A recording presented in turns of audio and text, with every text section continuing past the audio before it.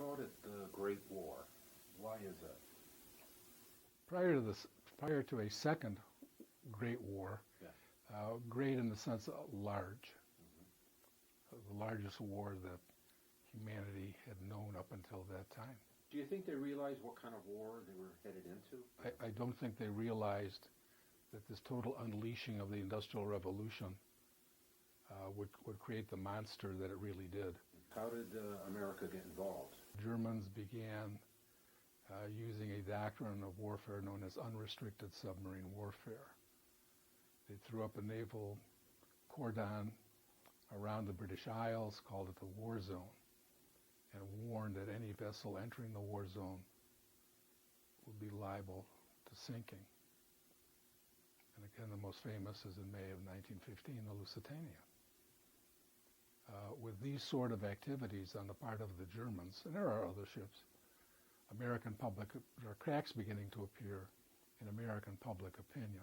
What really breaks the straw on the proverbial camel's back is the Zimmermann telegram. Zimmermann was, I believe, the German foreign minister, and he had sent a note to the Mexican government telling the Mexicans that if war is declared between the United States and Germany, that if Mexico sided with the Germans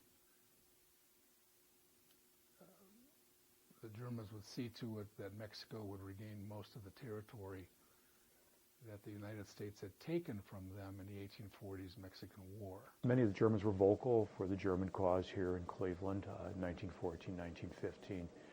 And then as things changed post-Lusitania, you began to see, I think, in Cleveland as in other cities, a questioning of where the loyalties of people were. And that issue would then, the test would really come after April 1917 when we were fully at war. Cleveland industry boomed because of the war. And this is prior to the United States getting in, and that would ratchet up a number of degrees post-April 1917 when the United States had to really create an army from scratch for a war and to equip that army. As industrial production begins to ratchet up in Cleveland, the traditional source for labor in industrial cities in the United States at that time, which was immigrants from Europe, begins to dry up. You don't have that stream of labor coming in, so the question is, where do you get workers? Yeah. And you tap into a source that's been building in northern cities like the United States, and that's the great migration of African Americans to the north. There are 9,000 African Americans, roughly 9,000 in Cleveland in 1910. There are 35,000 in Cleveland in 1920.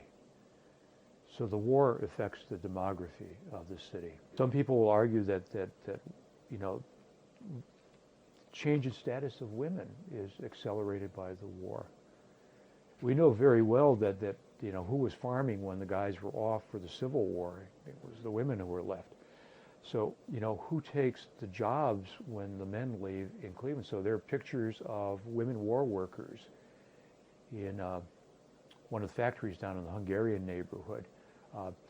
Women are brought onto the streetcars. They become conductorettes. What was the impact of the U.S. joining the war? It had stalemated to the point where the Allies were on the verge of collapse. They had bled themselves dry in the face of the machine gun and repeating howitzers and poison gas, and you know, they bled themselves until they were getting to the point where they have no more to give.